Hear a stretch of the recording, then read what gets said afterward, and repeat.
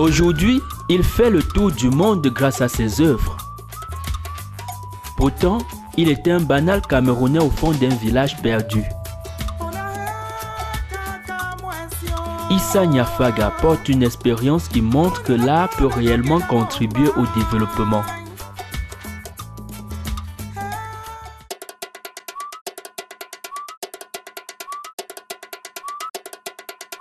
Issa Nyafaga, c'est un artiste camerounais qui vient d'une petite localité dans le Mbamekim.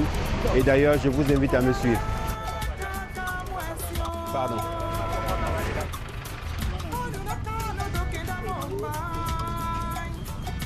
Mon père m'avait toujours dit tu ne seras rien, parce que je ne suivais pas une théologie comme il la voulait, mais un jour je me suis arrêté, je me suis dit je veux devenir quelqu'un. Et voilà, c'est l'homme que je suis devenu.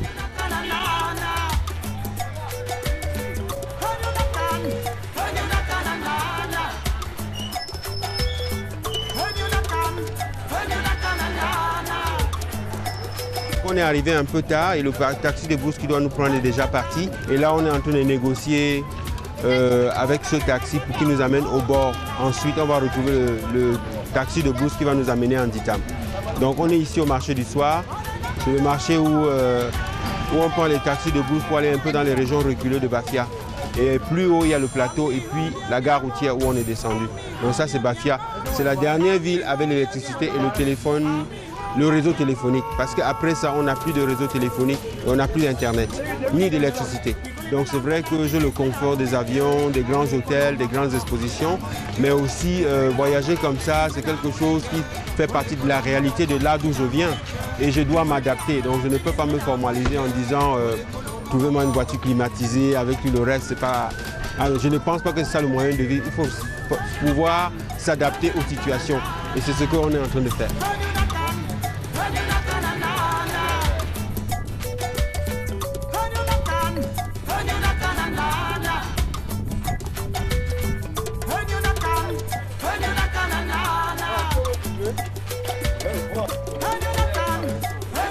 On se trouve sur le bac de Guérima, donc c'est à 15 minutes de Bafia, à peu près 15 km.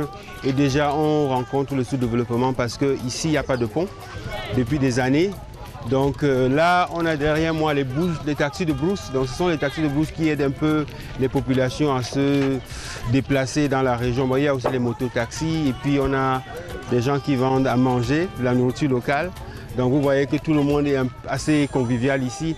Et comme il n'y a pas de bac du tout, enfin il n'y a pas de bac pour l'instant, souvent on traverse par la pirogue. Donc la pirogue c'est un business. Comment vas-tu? Ça va mon frère. Ça va, content de te voir. Je suis revenu. D'accord, je suis au travail. Oui. Il faut attendre 2 heures ici avant de traverser parce que la traversée elle est payante pour les voitures, mais elle est gratuite pour les individus. Donc on a toujours attendu ici avant de traverser et ça n'a pas beaucoup progressé, mais bon.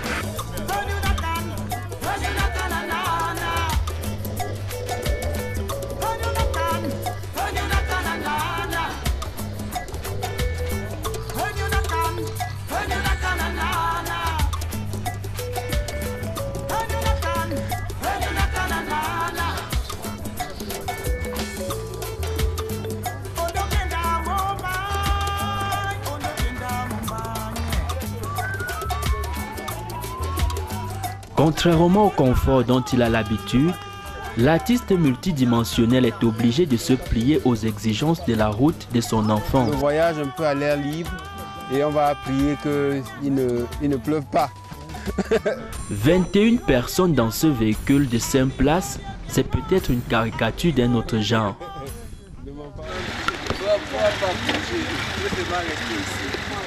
C'est mauvais.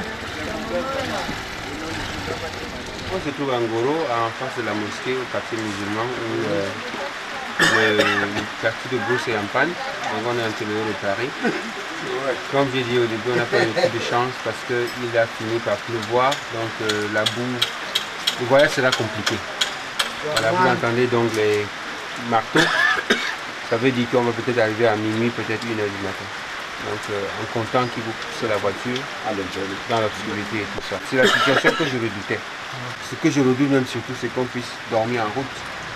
Ce serait mieux qu'on arrive en Ditam et qu'on puisse se reposer, même dormir toute la journée de demain. Voilà, c'est un peu ça. Bonjour. Bonjour. Comment tu as dormi? Bien, assez bien. Mais je ne suis pas encore arrivé en Dita. On est encore en route. On a été obligé de dormir parce qu'on ne pouvait pas traverser. C'est un peu comme ça, hein, cette vieille tradition ici qui veut que chaque fois qu'on voit le voyageur, qu'on puisse lui offrir son dîner et puis de l'eau et puis la place pour dormir. Donc on a vécu ça hier. Je suis un peu surpris parce que là où j'habite, c'est pas du tout la même chose. Il faut prendre un hôtel et puis payer. Donc on a dormi, on a partagé l'hospitalité des gens et en moins d'une heure, ils nous ont trouvé des places pour qu'on puisse dormir. Donc je pense que c'est fantastique. L'Afrique a quand même cette ressource humaine qui reste encore et c'est fantastique.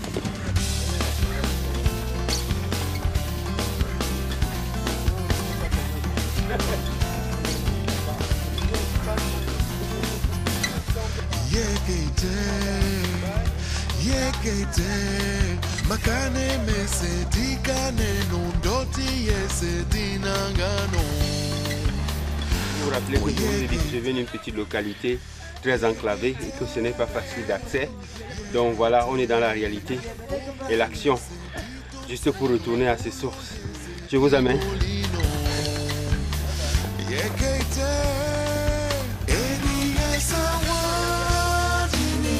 La mésaventure se poursuit.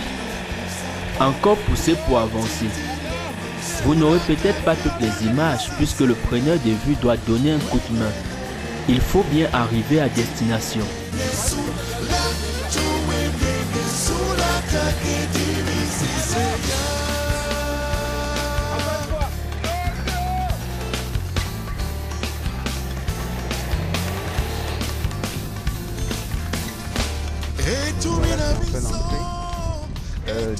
Voilà, donc ça c'est... Bon, à ce moment de la journée, tout le monde est un peu au champ, c'est pour ça que le village est vide. Donc ça c'est ma maison. Et là où on accueille un peu tout le monde, donc ça c'est notre agglomération. Voilà. Ça bien? Ok, merci. On a dormi en route. Ça va, Mandja? On m'a dit que 5 enfants sont restés à... Oui, on a vu ton père. Ça c'est ma belle-sœur. Éléphant, ton mari où? Oh non! Il n'est pas là. D'accord. Maintenant là, tu es Ça va? Tu es maçon. Bon, bienvenue chez nous.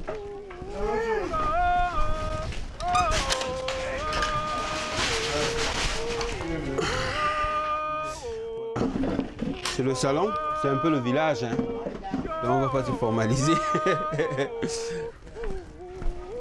Voilà. Monsieur n'est pas là, ça c'est chez mon petit frère. Donc il n'est pas là. Sa femme, Zenabou. Comment ça va? Assieds-toi alors. Ici c'est le terroir, c'est ici que je me sens vraiment en paix avec moi-même.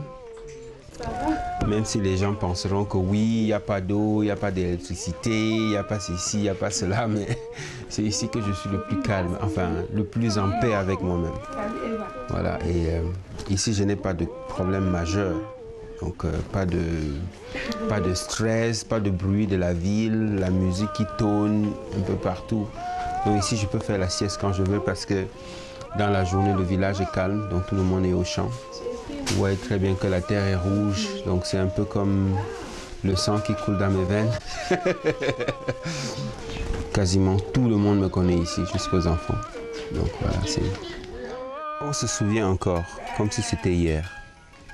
Le 31 mai 1967, à l'hôpital La Quintini de Douala. Monsieur Mouti Ousseni et Madame Ndja Adjimi, après de longs mois d'attente et d'angoisse, ont la joie d'accueillir au monde leur 7e fils. Ils l'appelleront Issa Gandhi Niafaga. Je vous ai parlé au début de mes origines, de là d'où je venais. Maintenant nous y sommes. On est en Ditam, un village perdu dans la forêt équatoriale. dans la région du Mbamekim. C'est là d'où je viens. C'est en Ditam que commence mon enfance sauvage et difficile. Et c'est ici que je me sens mieux, en paix avec moi-même. Bienvenue chez moi. Issa Niafaga vient d'une famille polygamique de 4 femmes dont ma mère était la première. Et mon père et ses 4 femmes ont en tous 20 enfants. Ma mère a fait 10 enfants dont je suis le 7e. Et c'est elle qui a épousé les autres femmes pour lui. Donc sa dernière femme est allée à l'école primaire avec moi. On était au CM2. Je me rappelle bien l'anecdote, c'est qu'un jour, ma mère est arrivée de la ville et elle a dit à cette jeune femme, à cette jeune fille, tu vas épouser mon mari. Et elle n'a pas bronché et puis on a fait tous les rites et les traditions nécessaires pour que le mariage se fasse. Issa Niafaga est un enfant qui est né à Douala et qui est venu s'installer en Ditam en suivant sa mère à l'âge de 7 ans. J'ai eu une relation très difficile avec mon père. C'était une éducation très dure parce que mon père était très religieux. C'était un musulman qui pratiquait un islam traditionnel et qui pensait que nous on était des messagers envoyés sur terre et on ne devait pas défier Dieu, c'est-à-dire reproduire un être humain sur une feuille ou bien sur un mur. C'était interdit à la maison et c'était interdit de jouer au foot, c'était interdit de lire les bandes dessinées. Donc on a vécu une enfance très difficile où on était puni tout le temps à chaque fois qu'on essayait de défier ces lois dont je viens de vous citer. Je suis allé dans une école du village ici, qui était une école qui était ouverte par des missionnaires protestants. Donc c'était une école biblique luthérienne et c'est la seule du village dans laquelle je pouvais avoir une éducation occidentale, un peu français, écrire le français, les maths et tout ça, comme on en a un peu partout. Et donc le matin, c'était la Bible qui était la pédagogie principale. Et le soir, je me retrouvais à l'école coranique. Et comme on est dans une tribu africaine, les Tikars ont gardé leur religion traditionnelle. C'est-à-dire que les masques traditionnels et puis l'art qu'on pratique ici font partie du bagage d'un héritage religieux. Dans la tradition Tikar, on ne s'oppose pas virulemment aux lois de son mari. Donc comme ma mère savait que mon père ne voulait pas que je dessine, ce qu'elle a fait, elle a dit qu'elle quitterait la ville pour m'amener dans son village où je vais l'aider à cultiver ses champs ou bien à faire des travaux champêtres.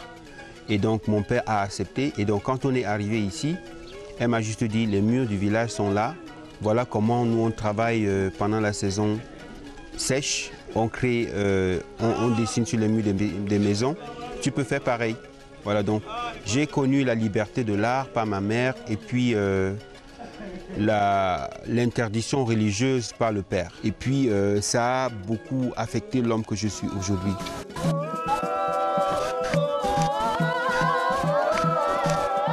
Mais quand mon père s'est rendu compte qu'il a été berné et que j'étais pris dans le village pour pratiquer de l'art, il n'a pas beaucoup apprécié. Il m'a rappelé en ville pour que je vienne auprès de lui et que je poursuive mes études.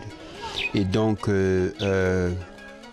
heureusement ou malheureusement, j'étais déjà un homme formé et j'étais déjà un artiste dans l'âme. Et c'était trop tard pour que je puisse devenir un messager de Dieu sans pratique artistique. Donc, et à Douala, je vais donc rencontrer un autre père spirituel qui est Viking Kanyangam. C'est un artiste de la ville de Douala qui m'a vraiment pris en main, qui est devenu comme un mentor pour moi. Et c'est grâce à lui que je lui dois tout aujourd'hui, parce que c'est grâce à lui que je suis devenu un artiste très confiant, qui a confiance en soi et qui s'épanouit beaucoup aujourd'hui. Je n'avais jamais connu qu'est-ce que c'est que le pinceau. Donc Viking va m'introduire au monde complexe. Il va me montrer un pinceau en me disant « Est-ce que tu connais cet objet ?» Je vais lui dire non.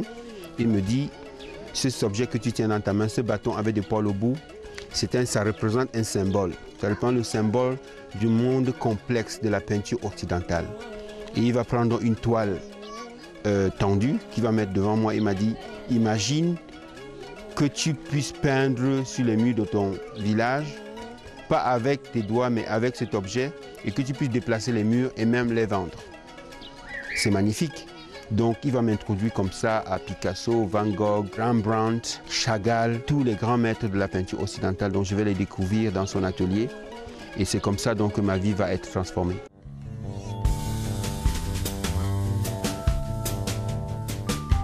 Mais avant d'être caricaturiste, ce qui s'est passé, c'est que j'avais quitté la maison familiale à cause des problèmes de mon père qui mariait ma sœur à quelqu'un qui était déjà polygame et que j'avais lutté contre ça, donc j'étais obligé de quitter la maison. J'ai vécu dans une famille adoptive et dans cette famille adoptive, j'avais un ami qui s'appelait Pimbok Jean. Un jour, on mangeait les beignets sur un feuille de journal et ils ont vu, il a lu dans cette feuille qu'on recherche un caricaturiste au combattant. Il m'a dit, mais tu sais dessiner, tu peux aller trouver ce job. Et je me suis donc présenté. Et la première personne qui me reçoit au journal, c'est Popoli. On était tous très jeunes. Il m'a demandé si je savais dessiner. J'ai dit oui, il m'a donné une feuille avec un crayon. Je me suis assis là et j'ai commencé à crayonner. Et bon, il avait un peu plus d'expérience que moi. Il m'a donné donc 2 ou 3 touches. En une semaine, j'étais prêt. Donc on m'a confirmé comme caricaturiste. À la base, il n'était pas caricaturiste. Il l'est devenu. Il a appris à devenir. La deuxième, c'est qu'il a vécu, comme nous tous, la répression de ceux qui ne savent pas rire. Ceux qui ne considèrent pas la caricature dans sa dimension humoristique. Et donc, c'est par la suite que j'ai connu beaucoup de maltraitance de la part des autorités et de la police. La vie d'Issa Niafaga n'a pas été un long fleuve tranquille. Il se rappelle d'ailleurs avec beaucoup d'amertume de son séjour à Newbel, l'une des prisons les plus difficiles du Cameroun. C'était horrible, c'était abominable. C'est comme la ville de Douala qui se retrouvait dans un stade de football. Une concentration de population. Donc dormir la nuit, c'est déjà un problème. Et j'ai vu des gens qui dormaient pendant la saison des pluies contre le mur, à l'extérieur de la prison, collés comme un lézard au mur. C'est comme ça qu'ils dorment à la prison de Newbel. Quand je me suis retrouvé à Newbel dans une cellule, ce n'était pas avec des prisonniers politiques, c'était avec des prisonniers de droit commun, c'est-à-dire les gens qui tuaient des autres, qui cassaient des maisons, qui agressaient la population. Ils m'ont vraiment traumatisé parce qu'entendre leurs histoires de crimes ou bien de brimades des autres, c'était pas très... ça a noirci mon âme. Alors, chaque prisonnier racontait un peu pourquoi il se retrouvait à Newbel. Il y a des gens qui disaient « j'ai tué une femme », il y a des gens qui disaient « j'ai violé une autre avant de la tuer », il y a des gens qui disaient « j'ai traumatisé un monsieur parce que j'ai violé sa femme et ses enfants devant lui avant de lui demander son coffre-fort ». Donc c'est des histoires comme ça que j'ai entendues. Et quand on m'a donc demandé « qu'est-ce que tu as fait pour être là ?» J'ai dit « j'ai fait des dessins contre les autorités ». Ils m'ont tous regardé et ça a refroidi l'ambiance dans la cellule. En sortant, je n'étais plus un homme normal. Donc il a fallu que je puisse voir un thérapeute. Et puisque la thérapie n'avait pas beaucoup marché, l'art a pris la suite. Donc c'est pour ça que je me peins le corps aujourd'hui.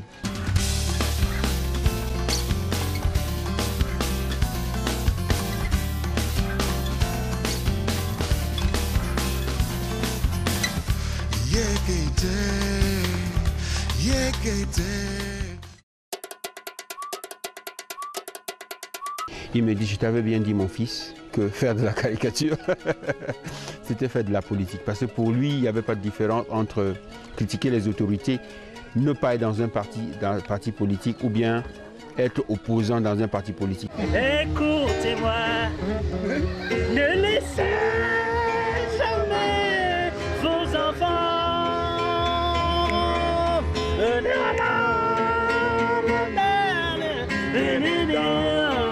La nuit, ils finiront leur droit prison.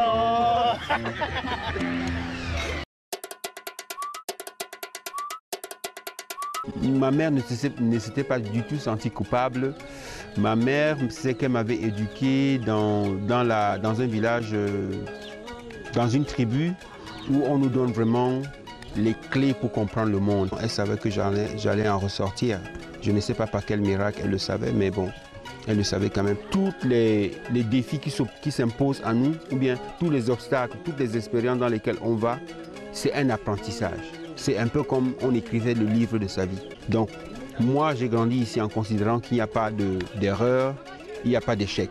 Donc, tout ce que j'expérimente, ça fait partie de la vie. Et c'est ça qui me rend fort. Donc, ma mère savait déjà que je survivrais à la prison. Donc, elle ne s'est pas beaucoup inquiétée. J'ai trouvé une issue, c'est de quitter le Cameroun, qui m'était très très cher, de me retrouver à Paris, donc, où j'ai été accueilli comme réfugié politique, on m'a accordé le statut d'asile.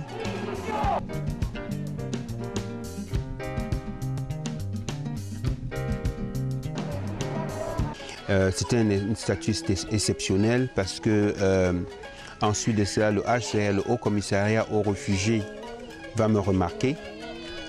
Et donc, ils vont me demander de prononcer un discours le 16 juin 2001 pour défendre la Convention de Genève. Je vais tout d'abord donner la parole à M. Isa Nyapaga, qui va évoquer la question de l'arrivée des réfugiés dans les pays d'accueil. Comme la plupart des réfugiés, je n'ai pas choisi mon pays d'accueil, mais je l'ai accepté. Comme le dit si bien ce proverbe bantou qui dit « La vérité, c'est comme le postérieur. On est obligé de s'asseoir avec. »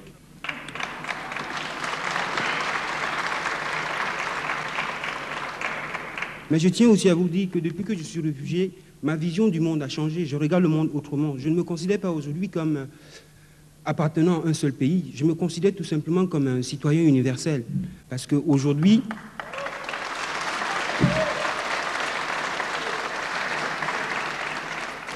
merci.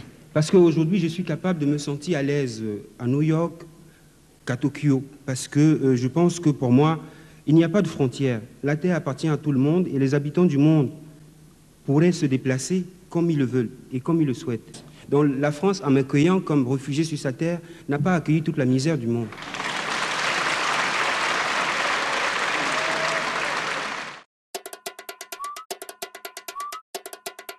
Mais en France, c'était très difficile parce que j'ai connu quand même beaucoup de discrimination en tant qu'artiste africain vivant à Paris.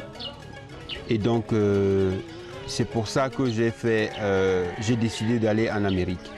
Voilà. Mais il faut rappeler que tout ce que j'ai appris dans le monde de l'art, c'était à Paris, parce qu'à Paris, quand même, c'est là où vivaient les grands maîtres de la peinture, les Picasso, les Chagall, les Cocteau, beaucoup d'intellectuels. Donc, il y a vraiment la connaissance. Mais pour promouvoir ces connaissances en France, c'est difficile. Il a donc fallu que je fasse appel à l'Amérique, que je fasse plusieurs voyages pendant 3 années, avant de décider que je m'y installe depuis 8 ans. Alors, le déclic en Amérique se passe avec une organisation à New York qui s'appelle Free Dimensional. Free Dimensional, c'est une organisation qui a 50 centres d'art dans le monde entier, dans tous les continents. Et ils ont 5000 contacts à New York. Et donc, ils m'invitent donc à commencer une résidence artistique. C'est-à-dire qu'ils me disent que nous voudrions porter ton travail et que tu sois comme un artiste phare pour notre organisation. Donc, je pars de Paris parce qu'ils m'invitent pour faire une résidence artistique. Et je suis le premier artiste international à être en résidence dans leur programme. C'est comme ça que le déclic se fait, parce que je deviens un peu... et à l'époque, je me présente au bon moment parce que les artistes africains à New York manquent beaucoup. Donc ça se passe donc en 2006 quand je commence leur résidence artistique. Et donc depuis des années jusqu'à présent, ils utilisent donc mon image pour collecter des fonds, parce que ça aide beaucoup d'autres artistes qui sont en difficulté, et puis des activistes politiques, ou bien beaucoup d'autres personnes, des écrivains qui travaillent autour du travail social dans le monde entier. Je ne croyais pas que je ressortirais de Newbell vivant. Et une fois que j'étais sorti de Newbell, je me suis dit, même faire une marche autour de la maison, c'est devenu très symbolique. Parce qu'à Newbell, pour aller même pisser, c'est un problème. Pour même se gratter le dos, c'est un problème, parce qu'on peut être traité de celui qui veut s'enfuir et être brimé. Et donc, en sortant de Newbelt, depuis ce jour-là, je me tiens devant le miroir chaque matin et je me dis, tu es chanceux, tu es un mec chanceux. Donc, je me suis déjà dit ça depuis jusqu'à ce que j'arrive à New York. Je me suis dit, quand je suis arrivé à New York, ça a été difficile dans le passé et maintenant, tu reçois ta paye. Tu reçois un peu la récompense de ta persévérance, de ta résilience. C'est bien connu par les gens qui sont initiés et spirituels. C'est que dans notre vie, 30% des choses qui se passent dans notre vie sont caractérisées par 70% de choses ou bien 65% de choses. Comment nous réagissons à ces 30%. Si je m'étais dit, je connais la persécution familiale, je connais la persécution religieuse dans la famille et je connais la persécution politique et que je vais animer la rancune en moi, je ne serais pas devenu l'homme que je suis. Mais par contre, j'ai pris ça comme leçon de vie et ça m'a fait grandir et c'est pour ça donc que je suis devenu l'homme que je suis. La douleur n'est pas forcément synonyme de faiblesse et de déprime. La douleur devrait être saisie comme une façon pour l'être humain de se forger une vie à la dure et de résister à des effets parfois un peu plus harassants. Je veux montrer aux gens que même si on a été traumatisé, on peut couper le cordon ombilical. On peut décider de faire autrement. Ce n'est pas parce qu'on vous a battu dans votre enfance que vous battrez vos enfants. C'est idiot. Moi, je pense. Je ne suis pas là pour dire aux gens comment ils élèvent leur famille, mais je pense que la violence, même dans la famille, c'est pas bien. C'était interdit de revenir ici, mais je suis quand même venu. Parce que je sais que les parents, c'est important et qu'il y a quelque chose que j'avais développé qu'on appelait le syndrome de l'exilé. Tout ce que j'ai connu comme traumatisme, comme expérience difficile ou enrichissante, ou bien tout ce que j'ai comme bagage intellectuel, moral et didactique, doit aider le jeune à avoir un espoir, à se dire, la première chose que j'ai envie de faire, ce n'est pas de me suicider. Parce que j'ai compris deux choses en tant qu'intellectuel penseur, c'est qu'il y a la pauvreté et il y a la misère. La pauvreté, c'est quoi? La pauvreté, c'est qu'on n'a rien. Comme dans ce village, les gens n'ont rien, mais ils savent qu'ils n'achètent pas la terre. Ils iront creuser la terre, tout ce qui va en sortir. Ils savent que quand la saison sèche arrive, rien ne pousse, ils vont en vivre pour recommencer l'année prochaine. C'est ça la pauvreté, quand on n'a rien. Mais la misère, c'est que c'est à vos pieds. Tout est à vos pieds, tout a déjà été fait, mais vous êtes impossible de vous relever. La première chose que vous êtes déprimé, la première chose que vous avez envie de faire, c'est vous suicider ou bien être déprimé tout le temps alors que vous avez tout. Et c'est ce que le monde vit aujourd'hui, le monde est misérable. Et donc, impossible pour moi de garder tout pour moi, c'est pas possible.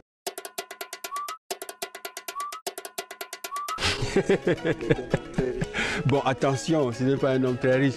Je ne veux pas être très riche parce que j'ai peur d'être con.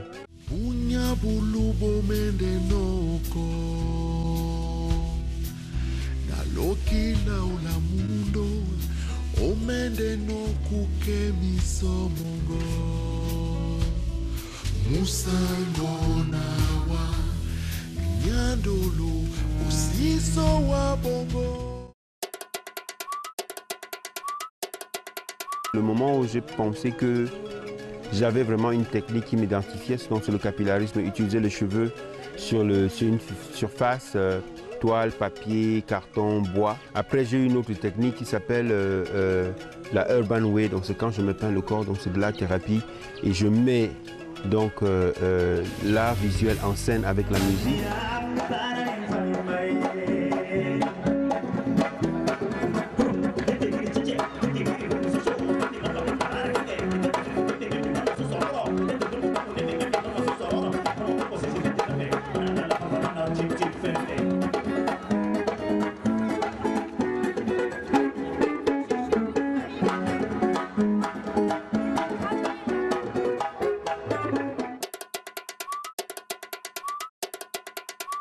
Dans ma lecture, non, mais comme je suis un enfant qui a été initié dans la tribu, on peut l'appeler ainsi, mais la méthode que j'utilise a une fonction médicale et ça n'a rien à voir de spirituel. Mais j'ai une autre technique spirituelle qui est assez différente de là. Moi, je suis spirituel, mais je peux enseigner quelque chose qui est purement médical. Je vous donne un exemple. Le professeur Lent avec une fille qui avait un cerveau malade. C'est-à-dire qu'à l'âge de 6 ans, son cerveau n'avait pas évolué plus longtemps. Et elle avait 48 ans. Donc, et la seule chose qui attirait son attention, c'était la flamme de la bougie. Et donc, on m'en amenait une flamme de la bougie et regardait la flamme et je mettais mon instrument, mes peintures corporelles. J'ai commencé à me peindre le corps avec la musique. Et pendant que je dansais, elle oubliait de regarder la flamme de la bougie. Elle se concentrait sur moi et elle était très, très, très heureuse. Et son père raconte que c'est les nuits qu'elle a passées, les nuits les plus paisibles qu'elle est passée pendant que je leur rendais visite. Donc, l'art peut soigner. Isa's done things in his village that just unbelievable. Moi, je suis convaincu qu'avec une culture bantou qu'on a, on peut vendre l'art comme le café. Ça peut être un produit qu'on exporte ailleurs. Maintenant, c'est au pouvoir, c'est à l'État de pouvoir dire aux populations de la consommer ou bien aux personnes qui ont un pouvoir d'achat important, c'est-à-dire les hommes d'affaires camerounais, les politiciens, les gouvernants, les leaders, qui c'est à eux d'apprécier l'art. Ils ne doivent pas seulement attendre que c'est l'Occident qui achète un artiste ici au Cameroun pour qu'eux ils puissent maintenant le consommer parce qu'ils veulent copier l'Occident. Non, nous avons les artistes de talent ici qui peuvent en vivre. Et l'art, ce n'est pas inutile. Vous voyez très bien qu'avec l'art, j'ai réussi à soigner beaucoup de malades. Avec l'art, je me suis soigné moi-même. Avec l'art, j'ai pu développer j'ai pu donner des droits sociaux très basiques aux gens en Ditam. Avec l'art, on va donner le réseau téléphonique et une radio communautaire à 1 million de personnes. Donc l'art, c'est important, ce n'est pas quelque chose qui est inutile. Ce n'est pas pour rien que ça existe, c'est ce que j'essaie de dire.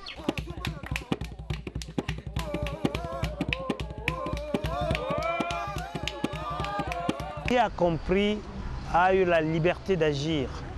Donc, le fait pour le caricaturiste d'aider à la compréhension des choses et des enjeux permet aux citoyens de prendre ses responsabilités et d'améliorer son environnement social.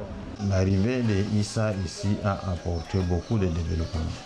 Il a créé, par exemple, une méthode de lavage de mains après les sels, par exemple, pour éviter le choléra, même la polio et beaucoup d'autres maladies liées à l'eau. C'est une structure qui permet aux enfants de laver leurs mains dans les communautés où il n'y a pas l'eau courante. Donc ils peuvent laver leurs mains après avoir été aux toilettes, avant de manger, après avoir touché les animaux. Ça réduit la mortalité infantile de 50%. Donc cette méthode a été déjà expérimentée dans beaucoup de pays du Sud, entre autres l'Inde et l'Amérique du Sud. Donc c'est ça qu'on utilise ici en dessinant les caricatures sur les murs pour montrer, pour donner un exemple aux parents de construire les mêmes structures. Il a par exemple implanté une antenne qui pourra abriter une radio communautaire. Ça c'est merveilleux parce que nous de la santé, on a besoin de ces choses-là pour passer le message à nos populations par rapport à des campagnes, des journées nationales de vaccination par exemple. Surtout que notre zone est presque déclarée zone à poliomyélite. Donc, vous voyez que l'art peut servir aussi la justice sociale. L'art peut aider l'humanité. Ce n'est pas l'art pour l'art, ce n'est pas l'art pour le collectionneur qui va s'enfermer seul avec une œuvre et juste pour son ego. Voilà, donc l'art ici a une fonction spirituelle, a une fonction sociale, a une fonction humanitaire, a une fonction intrinsèque pour développer l'humain. C'est Issa qui a porté les docteurs ici, les infirmiers, pour venir opérer les gens. Issa, c'est un génie. C'est Dieu qui nous a donné cet enfant de venir donner la lumière dans ce village. Et c'est un garçon qui se bat pour nous. Il œuvre également pour la santé communautaire. Par exemple, il fait venir des médecins ici chaque année pour opérer gratuitement, consulter gratuitement des populations venant de tout horizon. Merci. Nous sommes contents de votre présence. Merci. Nous sommes contents de vous, crie vers vous, pauvres manots d'un dictat. Nous sommes devant vous pour témoigner votre amour. Alors, soyez chez nous comme chez vous. Si je fais ça à ce niveau, je pense que n'importe qui peut le faire. Parce que j'ai marché pieds nus dans ce village. J'ai joué au foot avec les gens ici dans ce village. Souvent, l'extrême pauvreté, comme on l'appelle dans le développement international, fait peur aux gens. Mais je n'ai pas peur de mon passé. Donc je n'ai pas voulu fuir mon village parce qu'il n'y a pas d'électricité. Je préfère plutôt revenir et puis commencer à développer quelque chose. Je ne sais pas quel vendredi dans les mosquées ou dans les églises qui ne prient pas au nom de Issa. He never forgot where he came from. And I think that's a big lesson that all people, young and old, should know or remember. You don't forget where you came from. And if you came from poverty, you don't forget that. And you try to give something back. Because, you know, if you've escaped poverty, you're lucky. And now I think we owe something to those who are still not getting out of the poverty. Allô? Pardon? Oui, quelle agence? On a perdu le réseau. Ah, bienvenue en Dita. Parce que ce n'est pas marrant pour nous de téléphoner comme ça autour d'une élastique. On fait plus ça, donc quand on en parle aux gens, vraiment c'est très abstrait. On a même l'impression qu'on n'est plus au Cameroun. Je me vois très mal en train de fêter mon 5e milliard, comme j'entends souvent les gens le dire fièrement, alors que le voisin n'a pas de quoi vivre, quoi. Alors que les gens même ici n'ont pas de réseau téléphonique. Moi, je ne pense pas que je dormirai la nuit. Donc c'est impossible pour moi de pouvoir amener des fonds pour faire un projet et les garder pour moi-même. Je n'imagine pas ça se passer. Les partenaires qui donnent peuvent envoyer quelqu'un pour venir voir si les projets sont durables, c'est-à-dire si le projet a été fait. Pour moi, venant d'un pays où de l'eau c'est quelque chose qui est tout à fait normal, je suis très content de voir que ça fonctionne et je suis sûr et certain que vous allez préserver la qualité d'eau et la qualité de l'installation pour vous et vos enfants. Pas seulement pour cette année, pas pour l'année prochaine, mais pour vos enfants. C'est ça qui compte.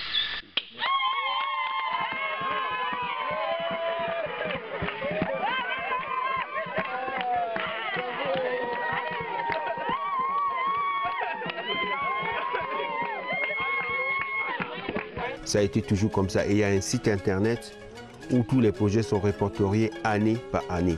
Donc on tient un calendrier qu'on suit chaque année. Nous voulons que d'autres viennent, qu'ils s'associent à lui. Ceux qui peuvent venir avec les idées, ils vont s'associer pour faire le développement de ce coin. J'ai comme l'impression qu'il fait une navigation pratiquement seul. Mais s'il a un appui des élites, je crois que cela va booster davantage le développement sur le plan sanitaire dans nos différentes communautés de l'arrondissement. Non, il ne fait pas dans la politique. Issa ne fait pas dans la politique. Il est apolitique parce que quand il est venu, lors des élections, on a demandé son avis. Il a dit non, il est apolitique. Ce qu'il est en train de faire n'est pas... la politique ne l'intéresse pas. Je fais ce projet pour que les Africains se disent c'est possible aussi de faire ça chez moi. Donc c'est un projet pilote. Ce n'est pas un projet pour montrer que voilà je suis fort, voilà ce que je peux faire. Non, c'est un projet pour montrer aux Africains que c'est possible de le faire dans leur communauté. Et ils peuvent venir ici et on va leur donner des recettes. Il y a des gens qui sont déjà venus savoir comment on travaille, quelle méthode on a utilisée pour développer la communauté. Donc vous êtes invités à venir acquérir notre expérience gratuitement. Alors ce que je dois dire, c'est que ce que j'ai oublié de vous dire au début, depuis qu'on a eu cette conversation, c'est que je n'ai même pas choisi de faire l'art.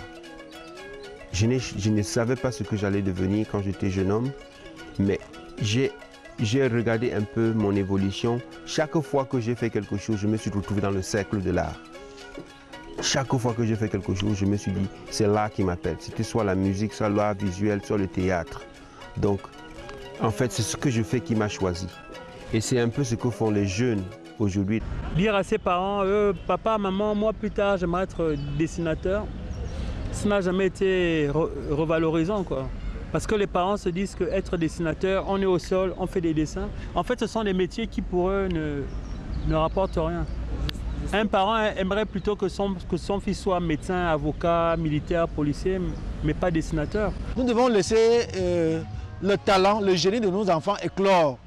Ce que les parents ont à faire, c'est d'essayer de canaliser, d'essayer d'aider ce génie-là à trouver sa route. L'art étant une discipline de Dieu, nous devons de les encourager à épouser l'art. Parce que de l'art, on bâtit des personnes fortes. Je crois que nous ne sommes plus à un siècle où on impose des métiers à un enfant. C'est les génies qui imposent et qui s'imposent. Dieu a créé chacun à sa façon.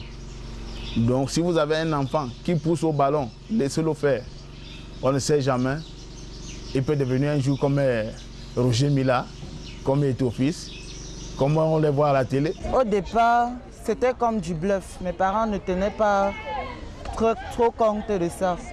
Mais au fil du temps, quand ils ont vu ma détermination, mon père particulièrement m'a encouragé. Il m'a fourni le matériel, il a commencé à faire des démarches pour que mon talent soit développé et plus exploité. Ma mère par contre, quand elle a vu ça, elle s'est dit que bon, moi, elle ne veut pas que je sois dessinateur. Elle voudrait un ministre dans sa famille. Elle ne veut pas les artistes dessinateurs, elle veut que je fasse l'école. Elle jugeait que je ne peux pas être quelqu'un d'imposant en dessinant, en faisant de la peinture. Elle a fini par accepter, parce qu'elle rentre à l'évidence que c'était vraiment mon talent. Comme j'étais dans une école de dessin, je partais souvent en cachette. Je mentais qu'on a les cours de vacances. Ensuite, j'ai vendu mon premier tableau, 45 000. J'avais d'abord peur de parler de cela à ma mère, mais comme ma petite sœur avait vu de l'argent dans mon sac, je ne savais plus quoi faire. Je suis une fois allé dire la vérité à ma mère. Elle a expliqué, puisque si elle partait du voir mon père, il allait se fâcher. Le parcours de Niafaga inspire la jeunesse camerounaise. Des jeunes artistes qui semblaient se décourager pensent déjà réaliser leurs rêves en le rencontrant. Donc si un enfant est talentueux, qu'il possède le dessin, je souhaite vivement que certains parents leur accordent un peu de crédibilité, qu'ils leur donnent une chance, qu'ils leur permettent de montrer ce qu'ils sont capables de faire avec le dessin. Ça veut dire qu'il y a quand même un espoir créatif en chaque enfant. This radio table of Nditam, so give up your ear to Superstar.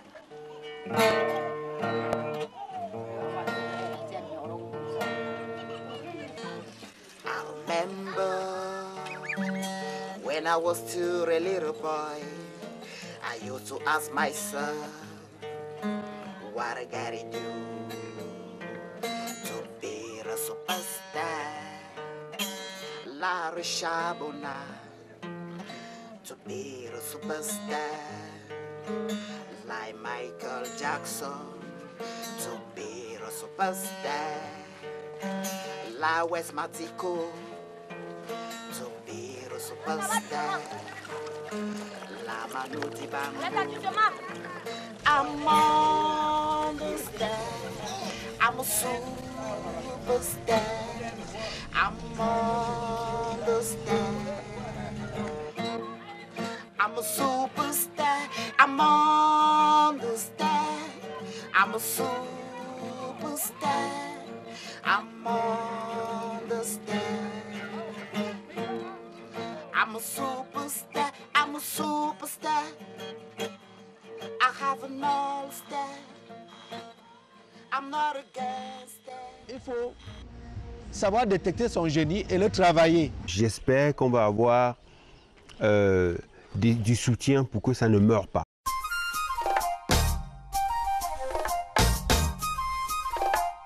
Mais j'ai remarqué récemment que en regardant mon parcours de dessinateur de presse et de caricaturiste, je me suis rendu compte qu'il y a une raison spirituelle et intellectuelle pourquoi j'ai fait la caricature. J'ai fait la caricature, je pense, parce que ma mère ne sait pas lire.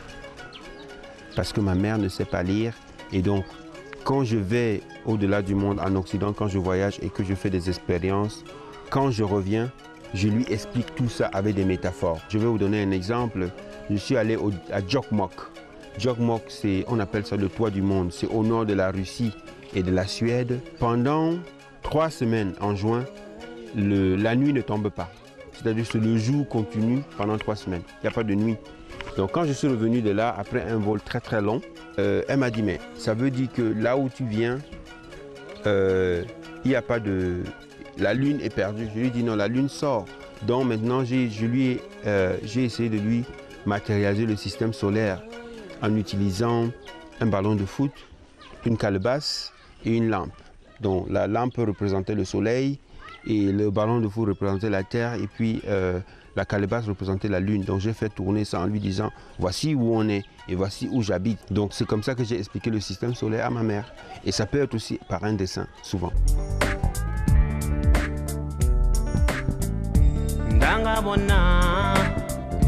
Danga bona Mesota bisia Matunumba la mova Itunumba le dia Menuma ezekidi Yenda boroza misa Danga bona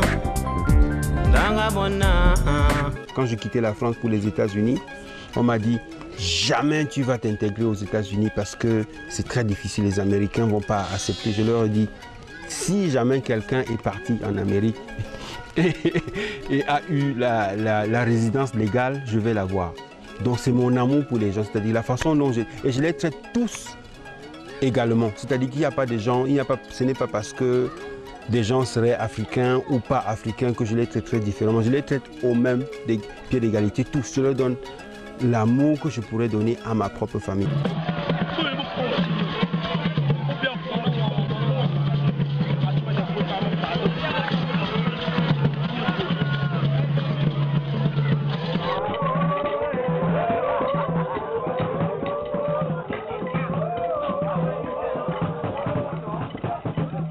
Nobody is an individual, that everybody is connected, and that we don't exist without other people.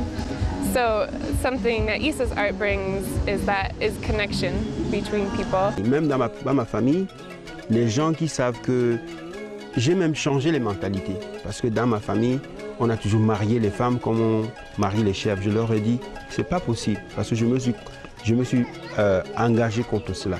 Donc c'est ce que je voulais rappeler, c'est que mon amour pour les gens, c'est là où repose toute ma force. You know, these are the types of things that when you start trying to find candidates for the important prizes in the world, someone like Issa should be considered. I think many times the people who get the Nobel Peace Prize really don't deserve it.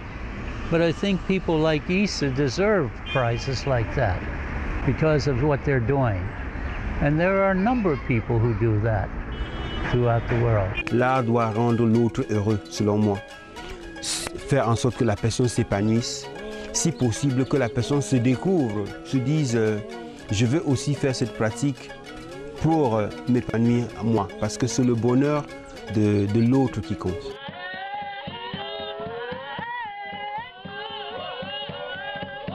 Le jeune qui m'écoute, je veux lui dire de garder espoir. Je veux lui dire de travailler dur. Je veux lui dire d'être honnête. Je veux lui dire que même s'il croit à son potentiel et qu'il ne voit pas l'aboutissement, la réussite va venir. Il n'y a rien à laquelle on investit une énergie qui ne paye pas. Si on met un peu de foi, ça doit payer automatiquement. C'est comme l'apesanteur. Vous lancez quelque chose en l'air, ça ne reste pas en l'air. Ça retombe. Donc, toute l'énergie, tout l'investissement que vous allez mettre, que ce soit un travail artistique, que ce soit une entreprise que vous créez, que ce soit un CD sur lequel vous travaillez, que ce soit une exposition, que ce soit une toile, mettez-y la foi. Mais il y a autre chose, c'est que vous soyez spirituellement ou artistiquement ou personnellement fort, vous ne pourrez jamais avancer seul. Vous avez besoin d'une communauté. Les gens les plus puissants de ce monde ont toujours besoin des autres. Pourquoi ils ont besoin des autres? Parce qu'on n'avance jamais seul. Ce sont les règles de la vie. Quand on est malheureux, on doit le partager avec les gens. Quand on est heureux, on doit le partager avec les gens. Il y a des jours qui sont meilleurs, et des jours qui ne sont pas meilleurs. Mais sauf que si vous travaillez avec les autres, il faut mettre votre ego de côté. Laissez le projet se développer, le projet dans lequel vous mettez vos frustrations personnelles de côté. Intégrez les idées des uns des autres pour qu'il y ait un produit magnifique. Et c'est ça qui va permettre que vous connaissiez l'autre. Et dites-vous, il n'y a pas d'erreur, il n'y a pas d'échec. Toute la vie est faite d'exploration et d'expérience. C'est ça la vie. Quand vous tombez, vous vous relevez, vous tapez la poussière et vous avancez. On sait tous que vous allez tomber. Et continuez à être curieux parce que la connaissance ne s'arrête pas. Soyez ambitieux. Mais respectez les droits des autres. Ne marchez pas sur les autres pour arriver. Ça ne va pas vous aider. Ça vous tirera vers le bas. Donc c'est ce que j'ai envie de dire aux jeunes.